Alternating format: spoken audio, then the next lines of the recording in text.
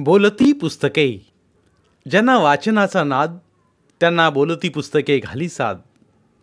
आमचं channel subscribe करा आणि सबस्क्राईब करायला इतरांनाही सांगा. नमस्कार श्रोते मित्र हो. बोलती पुस्तके सादर करत आहे ज्येष्ठ लेखक दी.बा. पाटील सर लिखित कादंबरी घामाचे अश्रू. प्रकरण 30. चावडीजवळ त्याला आनंदराव जाधव भेटले. जाधव हे गावातले एक नामांकित सामाजिक कार्यकर्ते. कधीकधी ते राजकीय चळवळीतही वावरलेले. त्याने गावात एक चांगली पतसंस्था काढून ती नावारूपाला आणलेली. ते भेटताच नामदेव त्यांना म्हणाला, दादा काय म्हणते तुमची पतसंस्था?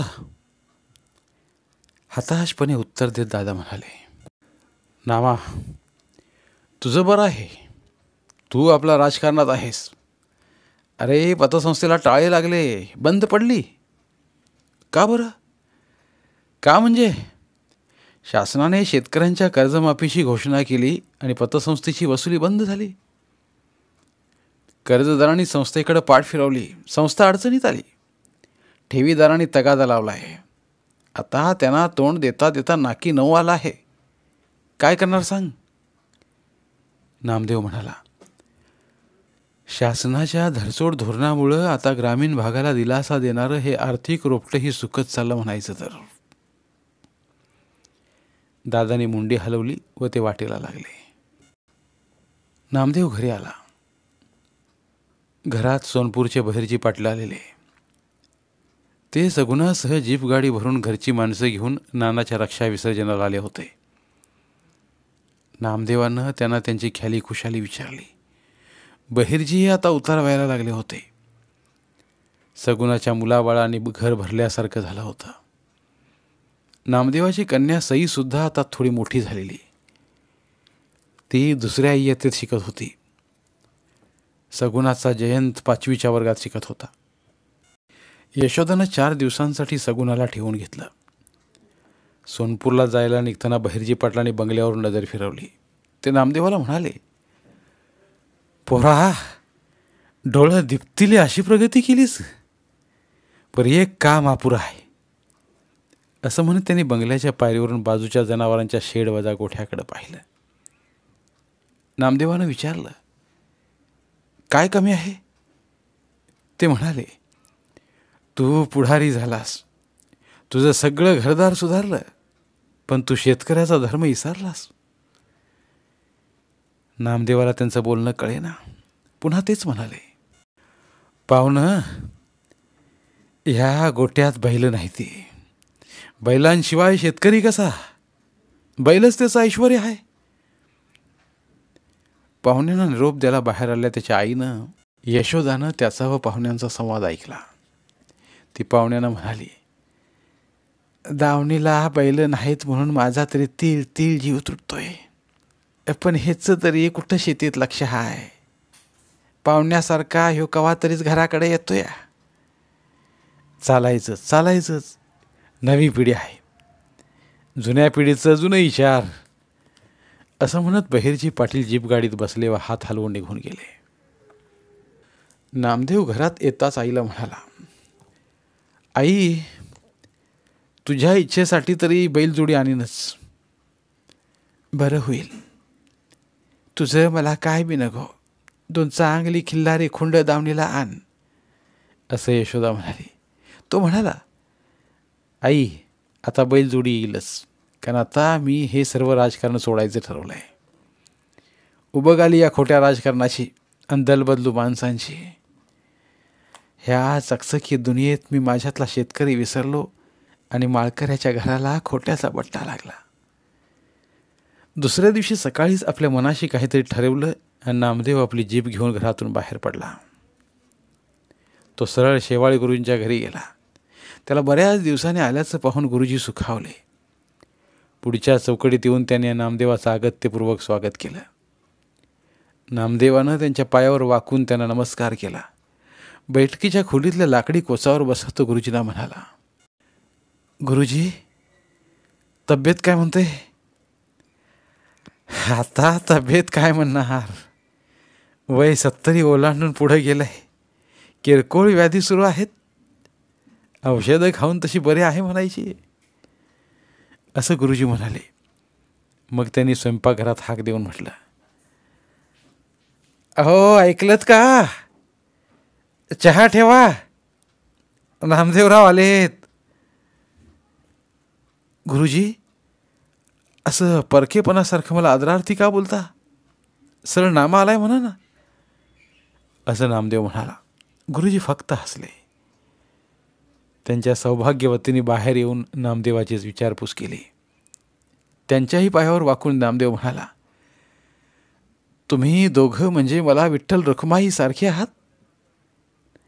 नामाच्या ह्या बोलण्यानं त्या सुखावल्या आणि म्हणाल्या, चहा घेणार की दूध.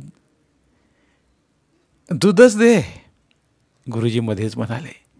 मग तो म्हणाला, गुरुजी, आज मी तुमच्याकडे फार महत्त्वाचं काम घेऊन आलो आहे. खरं तर माझं आयुष्य तुम्हीच घडवलं. आता मी एका निर्णायक विचारावर आलो आहे, म्हणून म्हटलं तुमचा सल्ला घ्यावा. गुरुजी म्हणाले, नामदेव, हे ज्याचं त्याचं विधिलिखित असतं. मी घडवणारा कोण, आता तूच सांग. ह्या गावचा मी सरपंच होईन हे माझ्या स्वप्नात तरी होतं का, पण तुझ्यामुळं झालो ना सरपंच. गुरुजी, हे हत्ती झालं. हा सन्मान आणि माझ्या नावावर कशासाठी. त्याच वेळी गुरु शिष्यांचा संवाद ऐकत दुधाचे कप हातात घेऊन बाहेर आल्या गुरुजींच्या सौ म्हणाल्या, नामदेव, तू तुझ्या कर्तृत्वानं मोठा झालास. आज महाराष्ट्रभर तुझं नाव आहे. मग तुझा सन्मान आम्ही करायचा नाही तर कोणी करायचा. दूध घेत गुरुजी म्हणाले, बरं, कसला सल्ला पाहिजे बोल.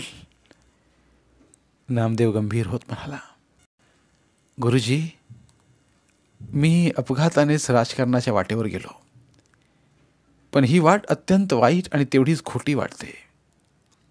इथं सत्याचे मुखवटे लावून असल्याची पाठराखीण केली जाते. या खोट्या राजकारणाची उबग आली आहे मला, म्हणून आता राजकारणापासून बाजूला व्हावं म्हणतोय. पुढं काय करणार आहेस. तालुक्याच्या औद्योगिक वसाहतीत सहकारी दूध संघाचं काम सुरू केलं आहे. तिथं गावातल्या बेरोजगार मुलांनाही काम देता येईल. शिवाय एका विधायक कामाची सुरुवातही होईल. त्यानं आपली कल्पना मांडली. विचार करत गुरुजी म्हणाले, तुला वाटतं तेवढं हे सोपं नाही. भविष्यात ह्या संघात सुद्धा राजकारण घुसेल. तेव्हा काय करणार आहेस. खरं तर राजकारणी मरायला लागला तरी त्याचा शेवटचा श्वास सुद्धा राजकारणासाठीच घुटमळत असतो. तुझ्यासारख्या सामान्य पोराला नशिबानं हे पद मिळाले, त्याचा वापर समाजासाठी कर. तो म्हणाला, असलं खोटं राजकारण करण्यापेक्षा सत्यानं जगणाऱ्या शेतकऱ्याचं जीवन जगता येणार नाही का. पण हे खोटं राजकारण बदलण्यासाठीच तुझ्यासारख्याने राजकारणात असलं पाहिजे आणि जशी परिस्थिती वाट्याला येईल तसा अभिनयही करायला शिकलं पाहिजे. गुरुजी, मला वाटतं शिक्षकात दडलेल्या एका व्यवहारी माणसाचा हा विचार असावा. कसला व्यवहार, त्याची काय ओळख, असं बोलून गुरुजी म्हणाले, तुला व्यवहारच पाहायचा असेल तर चल चल माझ्याबरोबर एका ठिकाणी जाऊन येऊ. असं बोलत गुरुजी उठले. नामदेवही उठला. दोघेही गुरुजींच्या घराबाहेर पडून नामदेवाच्या जीपमध्ये येऊन बसले. नामदेव ड्रायव्हिंगला बसला. त्यानं गुरुजींना विचारलं, कुठं जायचं. मंत्री बाबासाहेब यादवांच्या साखर कारखान्यावर. तिथं कशाला. ऊस दराच्या आंदोलनावरून माझा व त्यांचा टोकाचा संघर्ष झालाय. उगीच नकट्यापुढं नाक कशाला खाजवायचं. म्हणूनच तिथं जायचं आहे. तू चल. नामदेवानं गाडी गावापासून 5 किलोमीटरवर असलेल्या यादवांच्या साखर कारखान्याकडे घेतली. कारखाना गेटवर सुरक्षा रक्षकानं गाडी अडवली, पण क्षणभरच. कारण नामदेवाला पाहून सुरक्षा अधिकारी धावतच आला व त्यानं गेटवरचा आडवा पोल हटवला. गुरुजी म्हणाले, MDच्या ऑफिसांकडे गाडी घे. त्यानं उशीर न करता जीप MD अनिलराव जाधव साहेबांच्या ऑफिससमोर आणून थांबवली. गुरुजींच्यासह तो जीपमधून उतरून ऑफिसच्या दिशेने गेला. आतून ऑफिसच्या काचेच्या दारातून त्याला MDनी पाहिलं तसे ते खुर्चीतून चटकन उठून बाहेर आले. नामदेवाला हात जोडून नमस्कार करीत ते म्हणाले, जगदाळे साहेब, यावं यावं, आज बरं येणं केलं. जाधवांच्या पाठीमागून तो आत गेला. त्यांच्या समोरच्या खुर्चीवर बसला. त्याच्या शेजारीच गुरुजी बसले. साहेबांनी शिपायाला चहा आणायला सांगितलं व म्हणाले, जगदाळे सरकार, काय आज्ञा, बोला. नामदेवानं गुरुजींच्या चेहऱ्याकडे पाहिलं. गुरुजी म्हणाले, साहेब, काम छोटंसंच आहे. 8-10 ट्रॉल्या मळीचं खत पाहिजे. फारच छोटं काम सांगितलं, दिलं खत, बाकी काही, असं हसत हसत जाधव म्हणाले. त्याने टेबलावरचा इंटरकॉम उचलून त्याची बटणं दाबली. पलीकडून हॅलो चा आवाज आला. तसं जाधव म्हणाले, सदामते, एक काम तातडीनं करा. 10 ट्रॉल्या मळीचं खत पांढरवाडीचे शेतकरी नेते जगदाळेंच्या रानात पाठवा आणि ट्रॅक्टरचं भाडंसुद्धा आपल्याकडूनच द्या. असं म्हणून साहेबांनी इंटरकॉमचा रिसिव्हर ठेवला व म्हणाले, साहेब, काही काम असेल तर फोनवरून सांगत चला, इथंपर्यंत यायची सुद्धा गरज नाही. नामदेव या प्रकारानं अस्वस्थ झाला. गुरुजींनी त्याला डोळ्यांनीच खुणावून गप्प बसण्याचा इशारा केला. जाधवांचा चहा घेऊन नामदेवाची जीप पुन्हा पांढरवाडीच्या वाटेला लागली.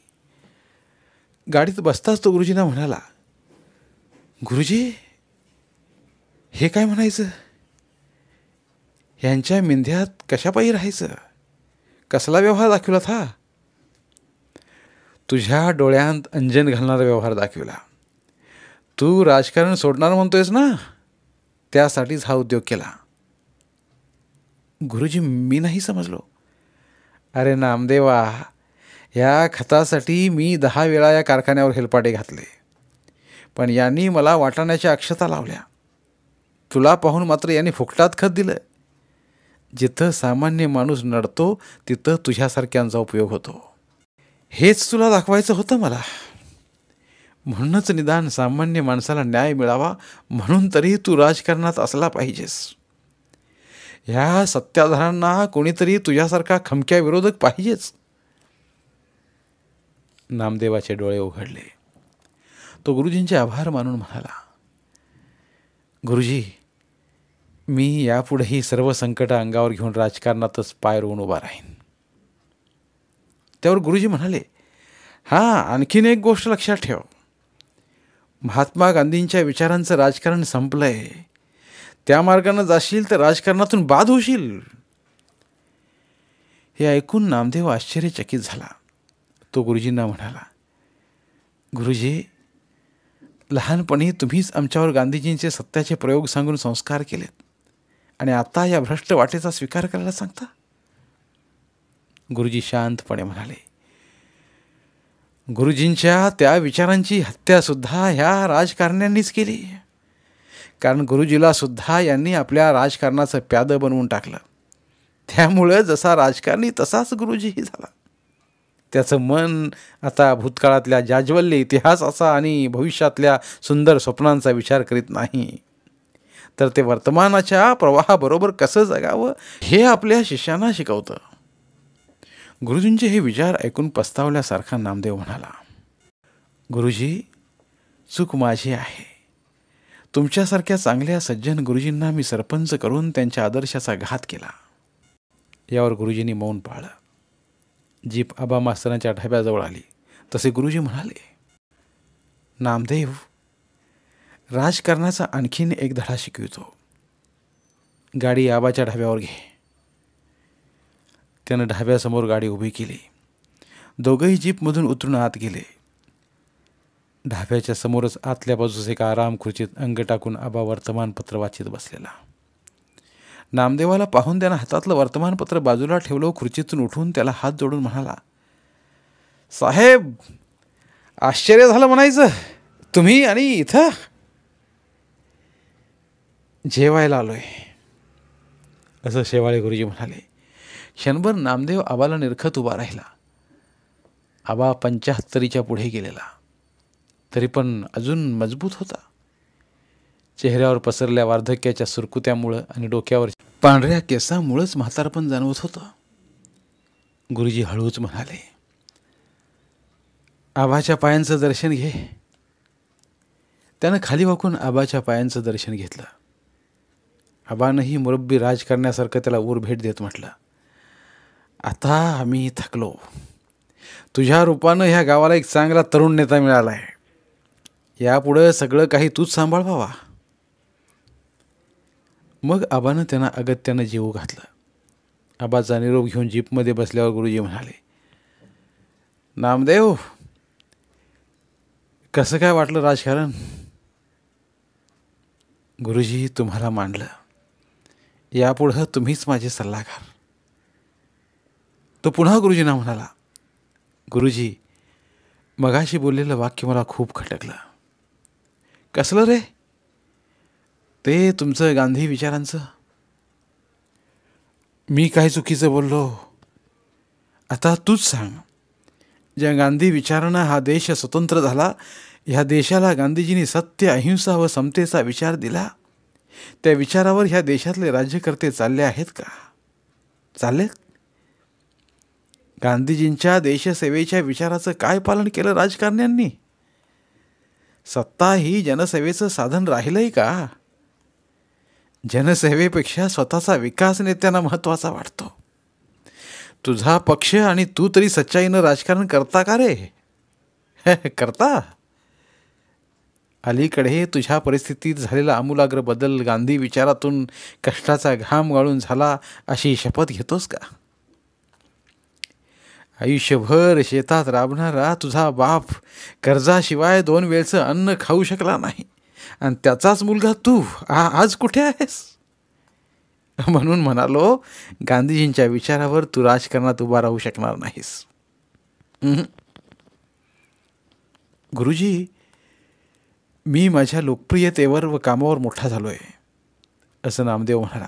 तेव्हा गुरुजी गंभीर होत म्हणाले, नामदेवा, तुझ्या लोकप्रियतेपेक्षा तुझ्या बापाचा गळफास तुला राजकारणात घेऊन गेला. म्हणून म्हणतो, तू शपथ घेऊन सांग की तुझे हात स्वच्छ आहेत म्हणून. सांगतोस? गुरुजी असं म्हणताच नामदेव ओशाळला आणि म्हणाला, गुरुजी, तुम्ही म्हणताय ते वास्तव मी नाकारू शकत नाही. खरं तर मला शिक्षकच व्हायचं होतं आणि विद्यार्थ्यांना गांधी विचार शिकवायचा होता. अण्णांच्या शाळेत आम्हाला कांबळी गुरुजींनी सांगितलेल्या गांधीजींच्या छोट्या मोठ्या गोष्टी मी विसरू शकत नाही. पण दुर्दैवानं माझा मार्ग बदलला. शिक्षण व्यवस्थेतल्या मालक मंडळींनी माझ्यासारख्या गरीब माणसाच्या शिक्षक होण्याच्या वाटा रोखून धरल्या आणि उच्च शिक्षण घेऊन सुद्धा मला रोजगार करण्याची वेळ आली. ते पाहून माझ्या बापाच्या मनाची होरपळ झाली आणि असं म्हणून नामदेव बोलायचं थांबला. तेव्हा त्याच्या डोळ्यांतून अश्रू ओघळले. गालावर आलेले अश्रू पुसत तो म्हणाला, गुरुजी, ज्या दिवशी नोटांची बंडलं घेऊन मी घरी आलो, त्या दिवशी माझी आई मला म्हणाली, नामा, तू कुठं दरोडा बिरोडा टाकला नाहीस ना? मग ते पैसे माझ्या कष्टाचे आहेत असं खोटं सांगताना माझ्या मनाला असंख्य वेदना होत होत्या. इतक्यात आई म्हणाली, कष्टाने इतकं पैसे मिळतात होय रे? तुझ्या बापाची सगळी जिंदगी कष्टात गेली, तरी बी त्याला गळफास घेऊन मरावं लागलं. अरे नामा, आपलं घर वारकऱ्याचं आहे. चोरी लबाडी आपल्या घरात चालायची नाही. माणसानं घामाचं दाम घ्यावं. ते आईचे शब्द माझ्या काळजाच्या चिंध्या चिंध्या करतात गुरुजी. म्हणूनच मला या राजकारणाची उभग आली आहे. एक उसासा सोडून गुरुजी म्हणाले, नामा, काही असलं तरी अजूनही शेतात राबणाऱ्या हातांची पिळवणूक थांबलेली नाही. म्हणून माझ्यासारख्याला वाटतं की गरिबांच्या बाजूने लढणाऱ्या तुझ्यासारख्या राजकारण्यांची राजकारणात गरज आहे. त्यांच्यासाठीच्या संघर्षाचा वसा तुला घ्यावाच लागेल. तरी पण गुरुजी, मी ठरवलंय, यापुढं काळ्या आईशी आपलं असणारं श्रमाचं नातं आता घट्ट करायचं. शेतीत लक्ष घालायचं. त्यासाठी 2 बैलं घ्यायची आणि आबांचा जुना रिकामा झाला जनावरांचा गोठा बैलांच्या गळ्यात वाजणाऱ्या घुंगरांच्या आवाजानं भारून टाकायचा. हा माझा ठाम निर्धार आहे. बोलता बोलता गुरुजींचं घर आलं. गुरुजी जीपमधून पाय उतार झाले. घरात वळताना क्षणभर थांबून म्हणाले, नामा, तू चांगला सधन शेतकरी झालास तर मला निश्चितच आनंद होईल. पण काय गुरुजी?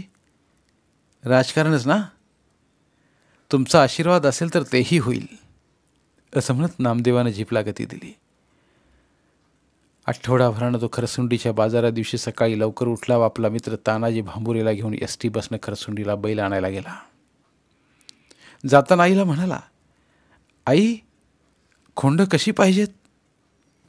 आई म्हणाली, तुझ्या आबानं ऐकली तशी, अगदी पाखऱ्या सुंदऱ्या या खोंडावाने. तसलीच आणतो. असं म्हणून त्यानं आईचा निरोप घेतला. अनुला म्हणाला, खोंडांना ओवाळायला आरती तयार ठेव, संध्याकाळपर्यंत येतोच. खरसुंडीच्या जनावरांच्या बाजाराचं मैदान बैल, गायी, म्हैशीने भरून गेलं होतं. विशेषतः खिल्लारी बैलांच्या जोड्या संख्येनं जास्ती होत्या. रंगीबेरंगी फेट्यांचे शेतकरी खांद्यावर चाबूक टाकून जनावरं निरखत फिरताना दिसत होते. काहींच्या डोक्यावर पांढरी टोपी होती. दलालाने डोक्याला रंगीत टॉवेल बांधले होते. ठिकठिकाणी बैलांना सजवण्यासाठी लागणारं साहित्य व रंगीत कासरे विक्रीची दुकानं लागलेली. नामदेव तानाजीसह बाजारात पोचला. तो व तानाजी बैल निरखीत फिरू लागले. त्यांच्या नजरेसमोर आपली पूर्वीची खोंड होती. अगदी तशीच खोंडांची जोडी खरेदी करण्याचा त्यांचा मानस होता. बरीच वर्षे सरली होती, पण सुंदर्या पाखरेची छबी त्यांच्या मनात जशीच्या तशी होती. बाजारातल्या एका स्टॉलवरून त्यांनी 2 भगवे रुमाल खरेदी केले. त्या रुमालांची टापर त्या दोघांनीही आपल्या डोक्याला बांधली. आज नामदेवानं पॅन्टऐवजी खाली पांढरी बिजार व वर 3 बटनांचा गुडघ्यापर्यंत आलेला शर्ट घातला होता. त्यामुळं तो खऱ्या शेतकऱ्यासारखा दिसू लागला होता. बाजारातून हिंडताना त्याला एका दलालानं गाठलं व म्हणाला, पाहुणं, काय घ्यायचं आहे? खिल्लारी खोंडांची जोडी, तरणी बाण, असं त्यानं उत्तर दिलं. त्यानं आपल्या सुंदऱ्या पाखऱ्याचं वर्णन दलाला पुढं मांडलं. त्यावर दलाल म्हणाला, अशी खोंड आता लाखाच्या घरात जातील. पैसे कितीही देऊ, पण तशीच पाहिजेत, असं तो म्हणाला. दलाल त्याला बाजार दाखवत राहिला आणि एका ठिकाणी त्याची पावलं थांबली. तिथं पूर्ण वाढ झालेली 2 बैलं बांधलेली, वय वाढलं तरी अंगानं मजबूत होती, अंगावर झुली टाकून सजवलेली, गळ्यात घुंगरांचे चाळ, त्यांच्या शिंगांना रंगीत गोंडे बांधलेले, पायात काळ्या घुंगडीच्या दोऱ्या बांधलेली, गळ्यातल्या सप्तरंगी कड्यांना काळ्या दोऱ्यातले लिंबू बांधलेले. ती बैलं पाहताच तो भान हरपला. मनाशीच म्हणाला, बैलांचा मालक हौशी दिसतोय. दिसायला आपले पाखऱ्या सुंदऱ्या असेच होते. हुबेहूब त्यांच्यासारखीच वाटते ही जोडी. बैलांशेजारी एक टेम्पो उभा होता. त्याच्या शेजारी एक बुलेट मोटरसायकल लावलेली. ती स्टँडला लावून बैलांचा मालक असला पैलवान गडी त्या गाडीवर पाय जोडून बसलेला. दलाल नामदेवाला म्हणाला, ही बैल कशाला बघताय? झालेली आहे ती. तरी पण नामदेवाची नजर त्यांच्यावर हालेना. तो तानाजीला म्हणाला, हीच घेऊया काय? तानाजी म्हणाला, लई निबार आहे ती, काय कामाची? तरी पण त्यानं विचारायचं म्हणून त्यांच्या मालकाला त्या पैलवानाला विचारलं, पाहुणं, कोणत्या गावची बैल? पैलवान गाडीवरून खाली उतरून त्याच्याजवळ येत म्हणाला, कोडोलीची आहे ती, बाबासाहेब नामदारांची. मी त्यांचा मुलगा. कोल्हापूरच्या मोतीबाग तालमीत असतोय. घरात शर्यतीचा नाद आहे. त्या नादापायी ह्याच बाजारात ह्यो जोड आबाने खरेदी केलेला. पण आता ह्यांचं वय वाढलंय, त्यामुळे शर्यतीला चालत नाही ती. आता ही इकायची आणि दुसरी पळाऊ खोंड घेऊन जायचं म्हणून बाजारात आलोया. असं पैलवान एका दमात सगळं बोलून गेला. नामदेवाची नजर एका बैलाच्या उजव्या डोळ्याच्या पापणीखाली गेली. तिथे एक काळा तीळ होता. तो पाहून नामदेव एकदम उद्गारला. असाच आमचा पाखऱ्या होता. त्याच्या पण उजव्या डोळ्याखाली असाच तीळ होता. त्याचे उद्गार ऐकून बैलाचा मालक हसत हसत म्हणाला, मग ह्याचं पण नाव पाखऱ्याच आहे. मग ही जोडी आमचीच आहे. माझ्या आबाने विकलेली.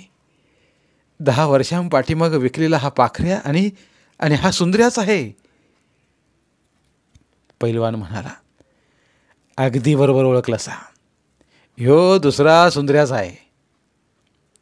नामदेवाच्या आनंदाला पारावार उरला नाही. तो म्हणाला, हीच बैलं पाहिजेत. बोला किंमत. पैलवान म्हणाला, 60,000 आलं तरच देणार. दिले 60,000 दिले. असं म्हणत नामदेवानं विजारीच्या खिशातून 1000च्या नोटांचं बंडल काढलं.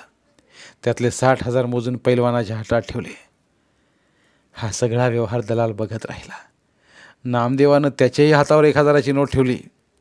काहीच न करता पैसे मिळाले म्हणून दलाल खुश झाला. तानाजीनं रंगीत कासरे आणून बैलांना लावले. पैलवान म्हणाला, बरं झालं, बैलासनी त्यांचं जन्मघर भेटलं. ह्यो देवाचा चमत्कार म्हणायचा. नामदेव म्हणाला, ही पांढरदेवाचीच कृपा. आबांच्या आत्म्यालाही शांती लाभेल. आता बैलांना पुढं घालून नामदेव व तानाजी पांढरवाडीची वाट चालू लागले. 4 तासांची पायपीट करून सायंकाळी नामदेव आपल्या बंगल्यासमोर बैल घेऊन आला. एवढी पायपीट त्यानं आयुष्यात पहिल्यांदाच केलेली. त्याच्या अंगातून घामाच्या धारा निथळत होत्या. त्याला आपल्या कष्टाचं चीज झालं असं वाटत होतं. त्यानं आपल्या डोक्याला बांधलेली टापर सोडली. अनुनं दोघांना 2 नव्या टोप्या घालायला दिल्या. त्यानं फोन करून गावातला फोटोग्राफर विजय कापसे बोलावून घेतला. विजय कॅमेरासह हजर झाला. अनुनं बैलांना ओवाळायला आरतीचं ताट तयार केलं. दोन्ही बैलांच्या मध्ये सई उभी राहिली. अनुनं त्याच्या व तानाजीच्या कपाळी कुंकुम तिलक लावून बैलांना ओवाळलं. विजयनं फोटो काढले. त्याच्या आईनं यशोदानं बैलांच्या तोंडात बाजरीच्या भाकरीचा घास चारला. तो घास गिळताना पाखऱ्या सुंदर्यानं तिचा हात चाटला. नामदेव म्हणाला, आई, तुझी ओळख बैल अजून विसरली नाहीत. काय म्हणतोस नामा? ती आश्चर्यचकित झाली. आळीपाळीनं बैल निरखीत राहिली. अगं आई, हा आपल्या पाखऱ्या आणि हा सुंदर्या आहे. असं म्हणून त्यानं पाखऱ्याच्या डोळ्याखालचा तीळ आईला दाखवला. तो तीळ पाहून यशोदाचे डोळे आसवानी भरले. तिनं पुन्हा पुन्हा बैलांच्या तोंडावर मायेचा हात फिरवला.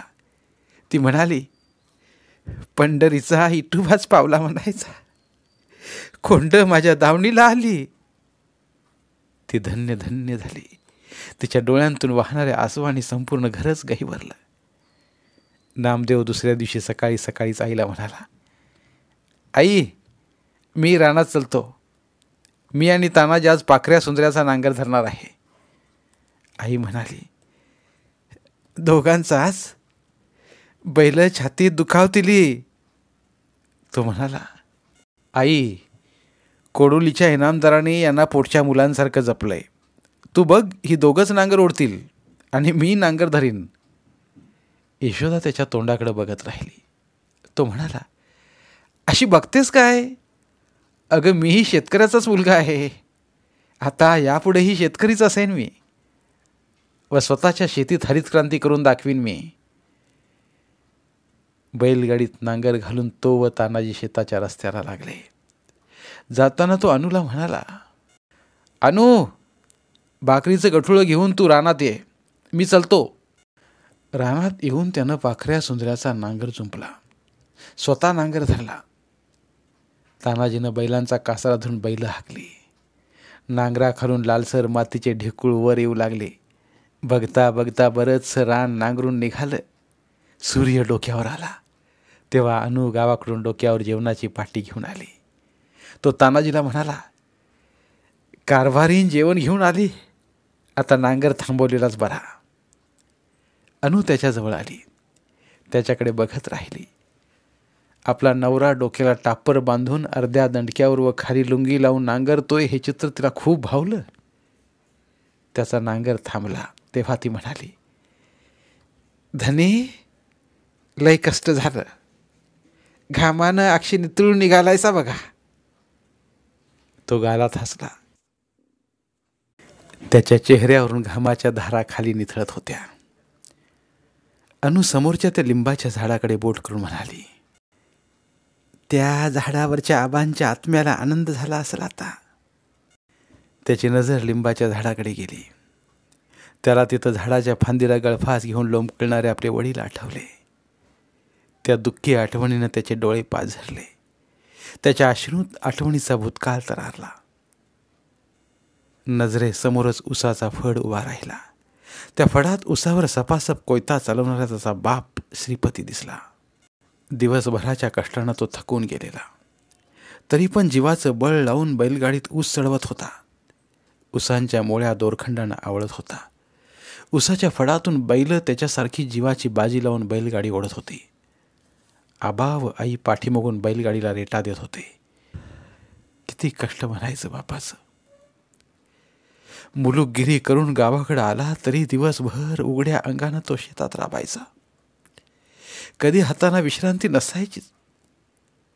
उन्हा पावसाची तमा नसायची. कष्टाच्या वेदना त्यांच्या राफलेल्या चेहऱ्यावर उमटायच्या. पण त्यांच्या त्या कष्टाला सुद्धा नियतीनं दुःखाची झालर लावली. सुखाचा शोध घेता घेता मृत्यूच्याच वाटेनं आपला बाप चालत गेला. जुन्या आठवणीतून तो भानावर आला. तो सद्गदित होत अनुला म्हणाला, खरंच खरंच अनु, आपलं भरलं घर, ही घरी आलेली बैल आणि नांगर धरलेला मी बघून खरंच आबांना आनंद झाला असेल. त्याची आसवं वाहत राहिली. त्याच्या कपाळावरून ओघळणाऱ्या घामाच्या धारा त्याच्या अश्रूत उतरल्या आणि घामाच्या अश्रूंचाच आनंद डोह झाला.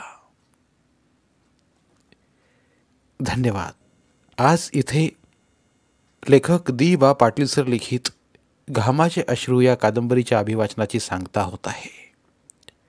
पुन्हा भेटूया एका नवीन कादंबरीच्या अभिवाचनासह. उपलब्ध आहेत तिथे प्रत्येक कादंबरीचे सर्व भाग एकत्रित मिळतील. त्यामुळे सध्या सुरू असलेल्या क्रमशः कादंबरीच्या पुढील भागासाठी वाट पाहण्याची गरज नाही. तुमच्या वेळेनुसार तुम्ही संपूर्ण कादंबरी सलगपणे ऐकू शकतात आणि साहित्याचा आस्वाद घेऊ शकता. कृपया आमच्या चॅनलच्या होमपेजवर जाऊन प्लेलिस्ट चेक करा आणि तुमची आवडती कादंबरी निवडा. धन्यवाद.